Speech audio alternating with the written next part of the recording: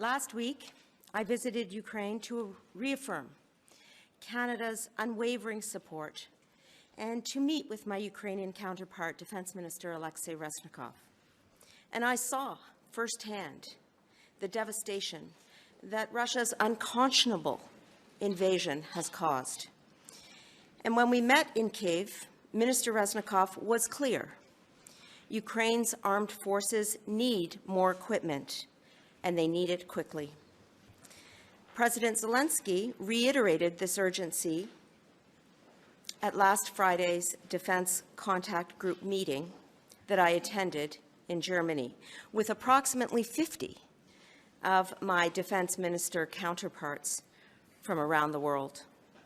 President Zelensky asked specifically for tanks, and that is what I am here to discuss. Today, I am announcing that Canada will supply Ukraine with 4 Leopard 2 main battle tanks in the coming weeks. This donation, combined with the contributions of allies and partners, will significantly help the armed forces of Ukraine as they fight heroically to defend their nation's freedom and sovereignty. These heavily armored and highly protected vehicles provide soldiers with a tactical advantage on the battlefield, thanks to their excellent mobility, their firepower, and their survivability. These tanks will allow Ukraine to liberate even more of its territory and defend its people from Russia's brutal invasion. These 4 tanks are combat ready and will be deployed over the coming weeks. We will also deploy a number of Canadian Armed Forces members to train Ukrainian soldiers with the skills they need to operate this equipment, pending coordination with allies. As you know, today's announcement means that Canada is among several like-minded allies and partners donating Western battle tanks to Ukraine. And given the complexity of operating these tanks, it is more important than ever that we coordinate our efforts tightly. Tanks are not easy to maintain, but their sustainment will be essential to Ukraine's overall success and victory. To that end, we are working closely with our international allies and partners to pool ammunition and spare parts. Today, immediately following this press conference, I will speak with my counterparts from Germany, from Finland, from Portugal and Spain, as well as the Netherlands, to discuss how we can collaborate to ensure the long-term success of our donations. Although I am announcing the donation of 4 tanks today, this number may grow as we coordinate donation and sustainment plans with our allies. I will emphasize as well that the number of Leopards that we are donating has been carefully considered in order to ensure that our own Army has the tanks needed to maintain our own readiness, to train, and to meet Canada's NATO commitments under Operation Reassurance. As we make this donation, I will also express my sincere and heartfelt appreciation to the many members of Canada's Armoured Corps and REME Corps who have dedicated their careers to operating and maintaining these tanks. Your tremendous efforts have been and will continue to be vital for the readiness of this combat capability. We have committed over $1 billion in comprehensive military aid, from a NASAMS air defense system to 200 armored personnel carriers that I pledged in Kyiv, Ukraine last week. The bottom line is that our support continues now and until Ukraine wins. In short, Ukraine's sovereignty matters, rules matter, and freedom matters. Ukraine's fight to defend itself is also a fight to uphold the international rules-based order that has kept us all safe since the end of the Second World War. And that is why Canada's support will continue. What does it say about Canada's readiness if we can only send 4 of 82 when other allies, look at Poland, are sending 14 of the Leopard 2 tanks, and they're roughly the same size as us? Well, I think it's important to remember that the announcement I am making today about 4 tanks comes with spare parts, ammunition, and training. Furthermore, there is a possibility that this number could grow based on the conversations that I am having with our allies and our ability to ensure that we have the spare parts and the sustainment necessary to continue to allow further support, further donations, etc. But I will say, and in close collaboration with the CDS here beside me, that we need to make sure that our Army has the right number of tanks to train and to meet our NATO commitments also. So there is the possibility of further donations. I am here to say today that we will undertake 4 donations in the coming weeks.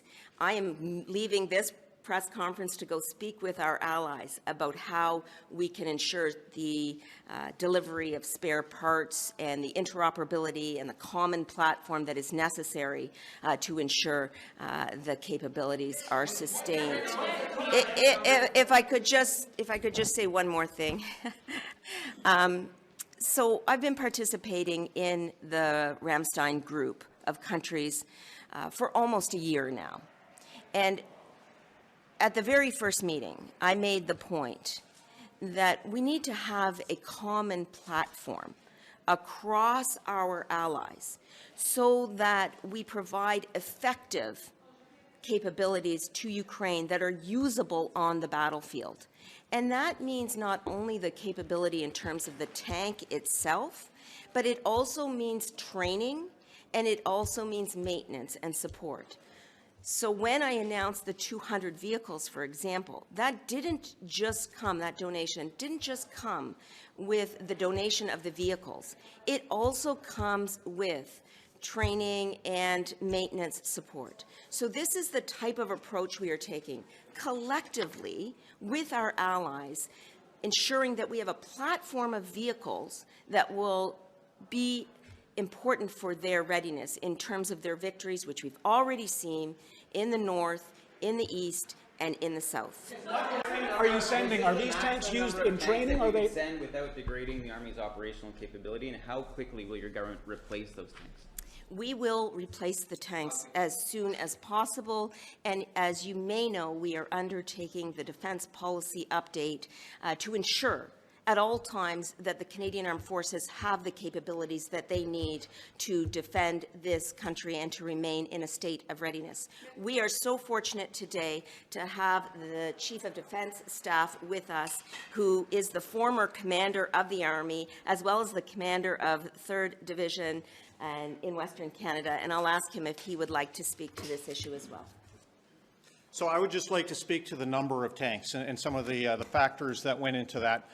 Firstly, we have to take a look at the size of our fleet, and compared to many of our European allies, our fleet is relatively small. There are several thousand of these tanks in Europe. We also have to take a look at serviceability rates, and the tanks that we are sending are serviceable. They are ready. We also have to take a look at the sense of urgency that is required to get these over. Remember, we live in North America, and to get a 62-ton tank over there, it's going to take some doing. So over the last number of weeks, we've been planning, working behind the scenes to rapidly get this capability over there. Probably going to do it with our C-17s. Remember, we can only carry 1 tank per flight. So the effort to get those over is going to be something serious. In terms of future donations, I will give advice to government on that, and it's based on a number of things. 1, what can we do with our allies in terms of serviceability, spare parts, technical support, ammunition? We have to look at this as a collective. I've been having some deep conversations with allies over the last week, including face-to-face in Europe last week. I've talked to my German counterpart 3 times over the last 6 days, including a call yesterday to discuss this very issue. So this is where we are. I'd also like to say very, very happy with our Armored Corps, our maintainers, and those who have poured sweat and love into these tanks. And they're going to continue. Russia has already upped its attacks today in response to this, saying it is an escalation. Can you respond to that? What is your response to that? Well, Russia will use any excuse to launch further attacks, and they will grab onto any shred of credibility that they can find. But I don't put much credence in that. If they want to de-escalate, they can leave Ukraine. Are these training tanks, ones we use for training, or are these ones that we be sent on operations otherwise? So these are Leopard 2 A4s, the same as a number of our allies are providing, including Poland. And that will allow us to have interoperability of training, of spare parts, and ammunition. These are older tanks, though. Are these the older tanks? Are these ones we were using for training, or are these ones that we would have sent out on operations? They are operational tanks. We've used them for training, but also many countries in the world have used them for operations as well. How does our armor compare? How does our armor, their guns compare to the newer ones? So I don't have those technical details, and if I did, I wouldn't be able to share them because that's something we don't want out there in terms of. I mean, generally speaking, how are these? So compared to what the Russians are using, T-72s, et cetera, yeah, much better. There are reports that there's a Russian warship in the West Atlantic, the Kremlin saying that it's testing missile capability. I'm wondering what Canada is doing to monitor this ship, given its NATO and NORAD commitments. So our intelligence is Five Eyes intelligence. So we are closely monitoring many facets and movements in that region. For our part, we are sending another frigate over into the Baltic. We are also ensuring that we continue to get our aid over there as soon as possible. Those 200 vehicles are going to be going before the summer. The 4 tanks that we've just announced will be going as soon as possible. As the chief said, we are making plans to deliver those in the coming weeks. And so, again, this is part of an overall allied effort, and I was glad that the chief mentioned that Poland is also sending the 2A4 variant.